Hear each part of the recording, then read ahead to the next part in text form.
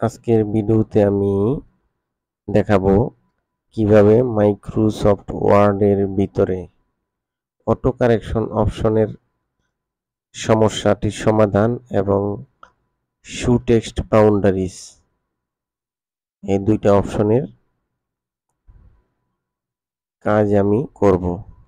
Auto correction অপশনটি হলো আমরা বাংলা টাইপিং এর ক্ষেত্রে লিখে থাকি আমারের লিখতে গেলে উ হয়ে যায়।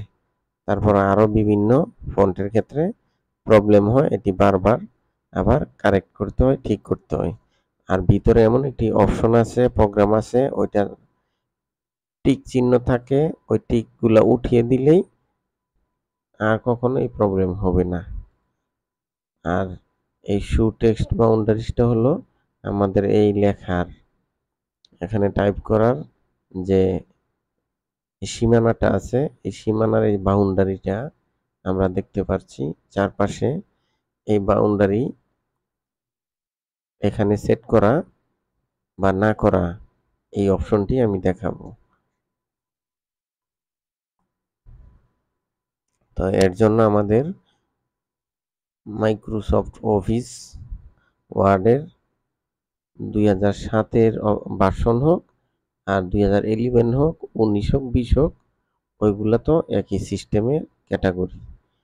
তো আমরা এখান থেকে যাব অটো কারেক্ট অপশন এবং শো টেক্সট বাউন্ডারি দুইটাই দেখব। প্রথমে দেখব অটো কারেক্ট অপশনটি।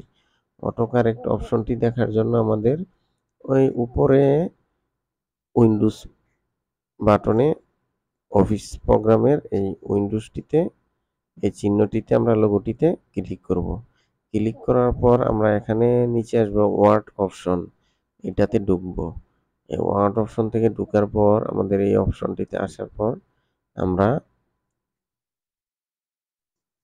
প্রথমত অটো কারেকশন অপশনটিতে যাব।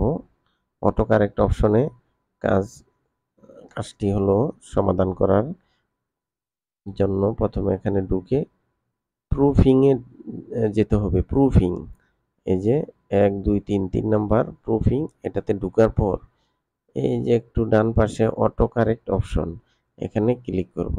এখানে ক্লিক করার পর আমরা এই জায়গায় অনেক টিক টিক দেওয়া থাকবে অফিস ইনস্টল করার পর। এই টিকগুলো থাকবে, এই টিকগুলো থাকাকালীন আমরা এমএস ওয়ার্ডে আমার লিখবো বা যে কোনো যুক্তাক্ষর লেখলে ওই লেখাগুলা সম্পূর্ণ হয় না, ভুল হয়ে যায়, বিভিন্ন প্রবলেম হয় টাইপিং এর ক্ষেত্রে, বারবার আবার এটা সংশোধন করতে হয়। তার জন্য আমরা কি করব, এই টিকগুলো উঠিয়ে দিব, একদম এভাবে উঠিয়ে দিব। উঠিয়ে দেওয়ার পর আমরা টাইপ করলে আর ওই সমস্যা হবে না। তারপর আমরা যে নেক্সট অপশনটি হচ্ছে show text boundaries. Show text বাউন্ডারিজের অপশন আমরা সেটিং করার জন্য আমাদের যেতে হবে এখান থেকে অ্যাডভান্স, এই অ্যাডভান্স অপশনটিতে। অ্যাডভান্স অপশনটিতে আসার পর এই জায়গায় অনেক অপশন আছে, ওইগুলোতে আমরা টিক উঠাবো না, দিব না। আমি যাব নিচের দিকে, নিচের দিক থেকে আমরা শো টেক্সট বাউন্ডারিজ, এখানে টিক যদি না থাকে তাহলে আমাদের বাউন্ডারি থাকবে না। যেমন আমি ওকে দিয়ে দেখাই, এই যে এখন নাই, এখন বাউন্ডারি চলে গেছে, এই শো টেক্সট বাউন্ডারিজ, এখন এই বাউন্ডারি নাই। বাউন্ডারি দেওয়ার জন্য এখানে কোনো কিছু সিলেক্ট করতে হবে না, সরাসরি এই অপশনে যাব, অপশন থেকে ওয়ার্ড অপশনে যাব, ওয়ার্ড অপশন থেকে সরাসরি অ্যাডভান্স, অ্যাডভান্স থেকে আমরা ধীরে ধীরে নিচের দিকে যেতে থাকবো। যাওয়ার পর শো টেক্সট বাউন্ডারি এই টিকটা দিব। টিকটি দেওয়ার পর আমরা ওকে দিব, সাথে সাথে আবার এই বাউন্ডারি চলে আসছে। বাউন্ডারিটা থাকলে আমাদের সুবিধা হয় এমএস ওয়ার্ডে বিভিন্ন টাইপিং, চিঠিপত্র, বিভিন্ন লেটার লেখার ক্ষেত্রে একটা ফরম্যাটের ভিতর থাকে, প্রিন্টিং এর সেটিংটা করা যায় ঠিক মতো। আর বাউন্ডারিটা না থাকলে আমাদের লেখা এলোমেলো হয়ে যেতে পারে।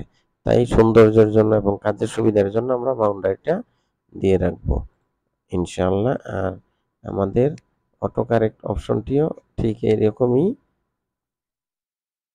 কাজটি প্রুফিং এর কাজটি অটো কারেক্ট করে আমি এই টিক চিহ্ন দিয়ে উঠিয়ে দিয়ে ওকে দিব, ওকে দিয়ে এটাও আমরা ওকে করে দিব। তারপর আমাদের টাইপিং ক্ষেত্রে আর প্রবলেম হবে না।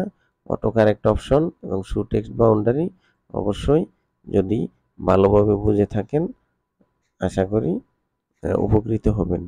আর ভিডিওটি সম্পূর্ণ দেখবেন এবং প্রবলেম হলে আমাকে কমেন্টসে জানাবেন, লিখবেন। তো এই চ্যানেলটি লাইক শেয়ার সাবস্ক্রাইব বেশি বেশি শেয়ার করবেন। Thank you. আসসালামু আলাইকুম।